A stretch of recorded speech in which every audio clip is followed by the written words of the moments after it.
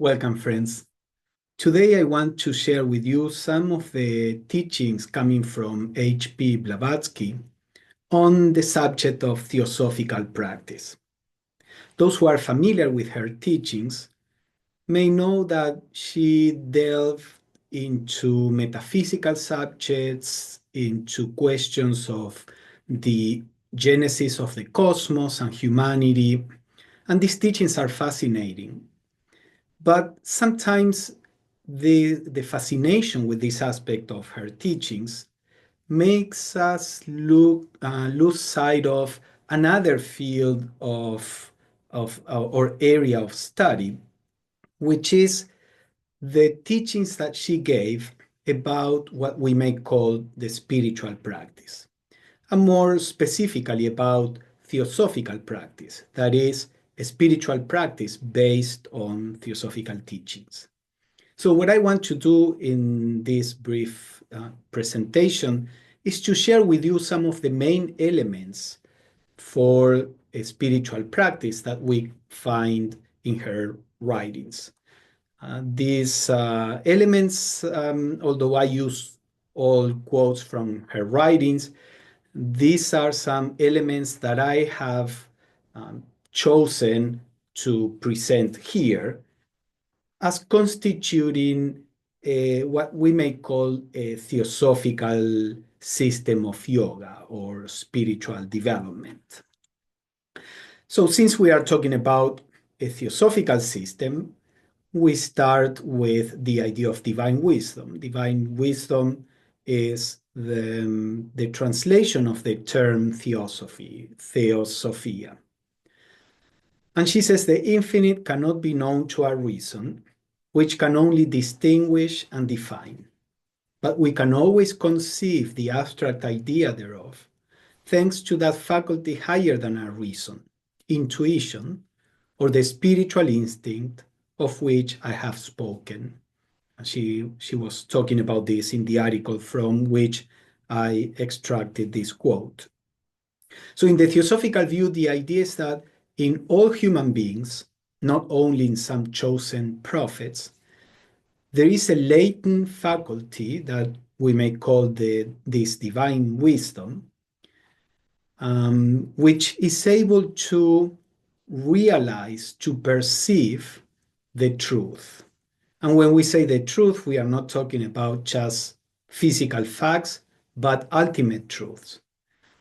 These ultimate truths, this divine wisdom, comes through what we may call spiritual intuition. The word intuition means a kind of knowledge that is internal, not a knowledge that comes from what the senses bring from the world. So all theosophical teachings come from this inner wisdom, a vision, let's say, that is attained in higher states of consciousness, an inner illumination. And the aim of those who aspire to become real theosophists is to gradually awaken this divine wisdom latent in each of us, so that we can perceive spiritual truths in a direct way and not just in a conceptual way as it happens when we use our minds. Another foundation of this system of yoga or development is the goal, which, as we are going to see, is not an individual goal of personal salvation. Blavatsky says, true occultism is the destruction of the false idea of self, and therefore true spiritual perfection and knowledge are nothing else but the complete identification of our finite selves with the great all. It follows, therefore, that no spiritual progress at all is possible except by and through the bulk of humanity. It is only when the whole of humanity has attained happiness that the individual can hope to become permanently happy, for the individual is an inseparable part of the whole. So we see here that from the very beginning, the idea of unity, This is a fundamental principle in theosophical teachings. We are all one, we are connected.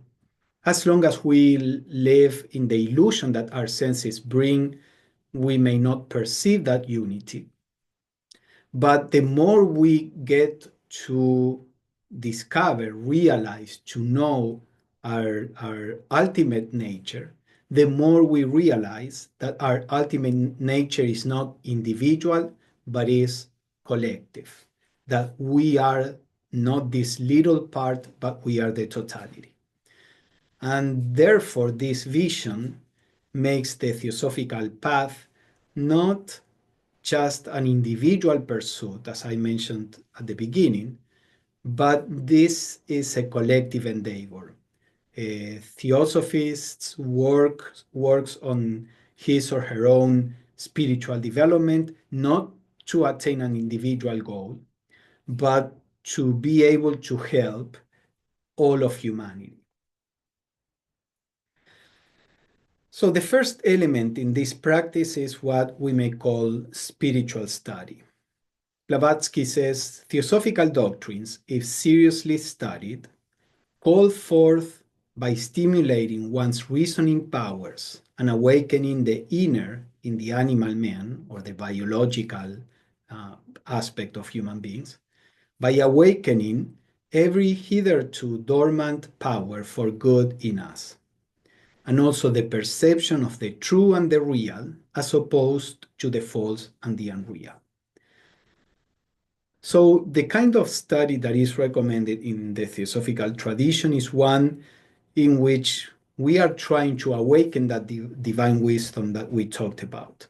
This is not just an intellectual study, trying to understand the concepts and staying at that level, but on the contrary, the concepts, if they are seriously studied, which this means that we ponder over the reality that the concepts are pointing to, we meditate on them, we try to apply them in our daily life, we really engage with theosophical teachings in that way. If we do so, then they start stimulating not only our reasoning powers, but also our higher consciousness. That higher consciousness, which is able to perceive what is true and the reality of things, as opposed to what is false and unreal. Another important element is what we may call purification, because she says the power to know does not come from book study, nor from mere philosophy, but mostly from the actual practice of altruism in deed, word, and thought. For that practice purifies the covers of the soul and permits that light to shine down into the brain mind. As the brain mind is the receiver in the waking state, it has to be purified from sense perception. And the truest way to do this is by combining philosophy with the highest outward and inward virtue. So you see, all these concepts are connected. We are talking about that in order to perceive reality, we need to awaken this divine wisdom, this spiritual intuition that brings a perception of what is true. And the spiritual study of theosophical literature can help us awake this aspect of consciousness. But something more is needed, because there is a cover, Blavatsky says here, between that higher nature and the brain mind, meaning the mind that operates through our brain, through our physical brain. That cover is it's a kind of veil that is created by the knowledge that we acquire through the senses, because our senses tell us that we are separate from everybody else, that we are mortal, that we have needs, and therefore there is competition, that we have lacks, and therefore there is desire. And as long as we think that that is what we are, as long as we experience ourselves and the world from that perspective, there will be conflict and there will be ignorance from a spiritual point of view. But if we can remove those false ideas and access this higher perception that is in our higher nature, then we discover the reality that we are eternal, that we are complete, that we are connected. And that perception, that realization solves all problems of selfishness and conflict and fears and desires, etc. So Blavatsky says, how do we remove that veil, that cover, by a virtuous living with virtue? Because it is by, and combining it also with philosophy, she says. That's why there is a large body of theosophical teachings. When we combine an understanding that comes from a spiritual point of view, we combine that with a virtuous living, then we purify our thoughts, our emotions, our body, so that we can receive that divine wisdom that we are in the process of awakening. So in this practice, the development of what today we call awareness, this concept of awareness is rather new or in popular spirituality, but as a practice is not new, of course. And so this aspect of living in a state of awareness is an important element in the theosophical system of yoga. So Blavatsky was talking about a student finding a true teacher and trying to get the teacher to lead him in this spiritual journey. And she says the student may imagine that the teacher is going to start talking about all these higher truths, but that's not what a student that is on this path will find. And she says, the student finds that all his attention and watchfulness are required on the outer plane, the external world. He must never forget himself, never lose hold over his body, his mind, his brain. So this practice of self-remembering, remembering oneself in the sense of this self-awareness. She continues, he must even learn to control the expression of every feature, to check the action of each muscle, to be the master of every slightest involuntary movement. So all this is part of that, being aware of our bodies, how they move, how we speak, be aware of our emotions, be aware of our thoughts. Then she continues, instead of forgetting what are usually called the petty trifles, the things from daily life, instead of forgetting them, the little forgetfulness, the accidental slips of tongue or memory, instead of forgetting all that, he is forced to become each day more conscious of these lapses. So this is that aspect of the theosophical path in which we have to develop the state of self-observation, where we have to expand and deepen this awareness, because this is what will take us out of the mechanical functioning of thoughts and emotions and desires. So developing this awareness is what generates a space between you as consciousness and all the habits and mechanisms of your mental, emotional, and physical nature. And connected to this is the idea of self-mastery, because evidently there needs to be a force there that allows us to separate ourselves from our emotions and desires and thoughts and sensations. So Blavatsky says, will, the power of will, is the offspring of the divine, the God in man. And desire is the motive power of the biological aspect, the animal man. Most men live in and by desire, mistaking it for will. But he who would achieve in the spiritual effort must separate will from desire and make his will the ruler. For desire is unstable and ever changing, while the will is steady and constant. His task is twofold: to awaken the will and strengthen it by use and conquest, to make it the absolute ruler within his body. That's one task. And parallel with this, to purify desire. So basically, what she's saying is you either live motivated by will, spiritual will, or by desire. And I say spiritual will because Blavatsky is saying here many people think that they are using their will when they are using just another form of desire.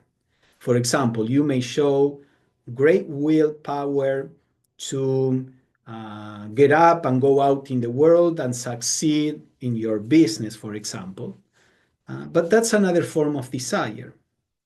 The spiritual will that Blavatsky is talking about is steady and constant. It never changes. Desire is the one that changes, that is activated by external circumstances, and then it goes dormant until it is activated again. So there is within us a force that is steady and constant, and the problem is that it's dormant in most of us. So she says the first task is to awaken that will. When you start awakening that will, you see that this will is a force, a steady force that keeps you moving in the direction of the realization of your true nature, the realization of oneness, in spite of all the difficulties and desires and conflicts and fears that come and go. That is the will that we need to awaken in us and we need to connect to so that that will can rule our lives. This is not a will that works by conflict, by fighting. This is a will that comes from our higher nature.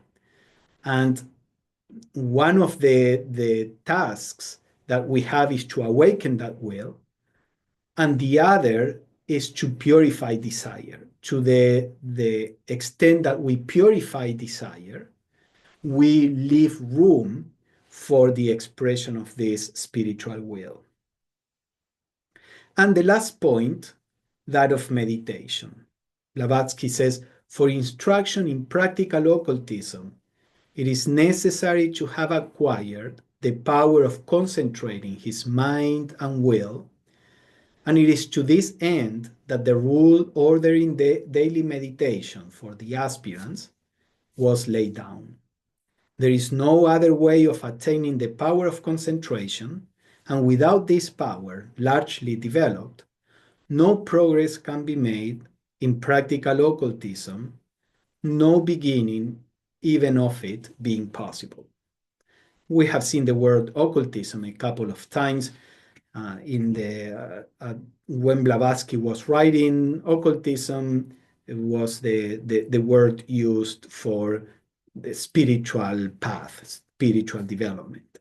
So here Blavatsky is talking about the importance of meditation decades before the concept of meditation came to the West, from Hindus and Buddhists, etc. And meditation is an important aspect, not the only one. We have seen several elements in the spiritual path. The Theosophical tradition is not a monastic tradition. As we saw in the early quotes, the idea in the Theosophical path is that we help others as we grow. Therefore, this path doesn't encourage people to leave the world to pursue their own liberation. So meditation is not the only practice because that would isolate you from the world if we think of meditation as the sitting meditation. The development of awareness in daily life is like the moving aspect of meditation. But meditation as an exercise that you do where you lose touch with the external world and you go in an inner journey of discovery, that is an important element but not the only one. Otherwise, you would not be able to relate with the world. So these are briefly explained the main elements that I wanted to present to you of this Theosophical yoga. I have written more extensively about this, explaining how to actually do these practices in this little pamphlet called just like this talk, H.P. Blavatsky's Teachings on Theosophical Practice. Those who want to learn more, they can find this writing in fohatproductions.com, especially if you live in the US. If you live abroad, you will be able to find this pamphlet on Amazon. So this is what I wanted to share with you. Thank you for your attention, and I hope to see you soon. Bye-bye.